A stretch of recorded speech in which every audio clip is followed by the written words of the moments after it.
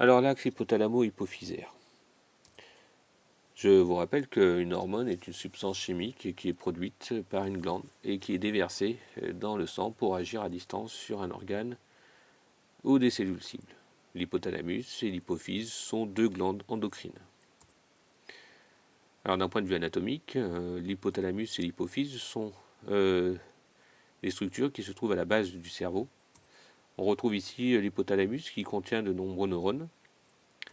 Et ici l'hypophyse qui présente en fait une partie antérieure qu'on appelle l'antéhypophyse et une partie postérieure qu'on appelle la posthypophyse. Les deux structures sont reliées par ce qu'on appelle la tige pituitaire. Le système hypothalamo-hypophysaire est relié par un réseau sanguin important, très particulier. On voit ici un premier réseau capillaire, puis un deuxième réseau capillaire au niveau de l'hypophyse. Et entre les deux, on a ce qu'on appelle le système porte. Ici, vous avez le système porte hypothalamo-hypophysaire. On voit que pour la posthypophyse, vous avez également un réseau capillaire. Alors le lobe postérieur de l'hypophyse, donc on l'appelle également la neurohypophyse, ce n'est pas une glande à proprement parler.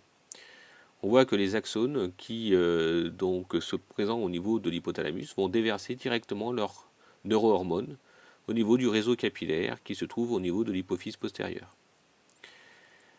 Donc il s'agit ici de relativement peu d'hormones, c'est le cas de l'ocytocine et de la vasopressine. Le lobe antérieur de l'hypophyse, on l'appelle également de l'adénohypophyse, et c'est une véritable glande. Cette glande est sous le contrôle de l'hypothalamus par l'intermédiaire de l'axe hypothalamo-hypophysaire. Alors elle fonctionne de la façon suivante. En fait, les hormones hypothalamiques, qu'on appelle des hormones, des neurohormones, sont déversées au niveau du système porte hypothalamo-hypophysaire pour rejoindre très rapidement le lobe antérieur de l'hypophyse. En réponse à ces hormones, eh bien, les cellules hypophysaires vont déverser à leur tour des hormones dans le système sanguin général. Ce sont des hormones du coup hypophysaires.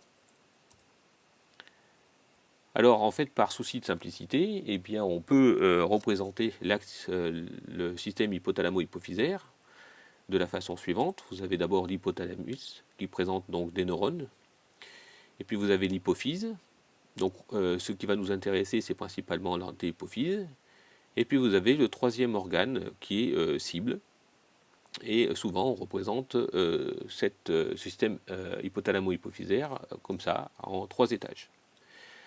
Alors souvent on peut rajouter un 4e étage qui est cible en fait des hormones libérées par la 3e glande endocrine. Alors par définition, les hormones sont des substances qui passent par le sang. Donc il existe forcément un réseau sanguin entre ces différents étages. Le premier entre l'hypothalamus et l'antéhypophyse, c'est le système porte hypothalamo-hypophysaire. Et puis entre l'antéhypophyse et puis la 3e glande, eh bien c'est la circulation générale. Alors, du coup, sous l'effet d'un stimulus, l'hypothalamus va libérer donc son hormone dans le système porte hypothalamo-hypophysaire et pour rejoindre très rapidement l'antéhypophyse. En réponse à ces hormones donc hypothalamiques, eh bien l'antéhypophyse va libérer ces hormones dans la circulation générale pour atteindre très rapidement la 3e glande endocrine. Alors cette 3e glande endocrine va libérer à son tour une hormone qui va agir sur ces organes cibles, donc au niveau du 4e niveau. Pour terminer, il faut bien comprendre que la sécrétion de ces différentes hormones au niveau de ces différents étages peut être régulée donc par un rétrocontrôle. Vous voyez que l'hormone C ici agit sur la sécrétion de l'hypothalamus et de l'antéhypophyse. Et ce rétrocontrôle peut être donc à différents niveaux ou à un seul niveau, et peut être un rétrocontrôle négatif ou un rétrocontrôle positif.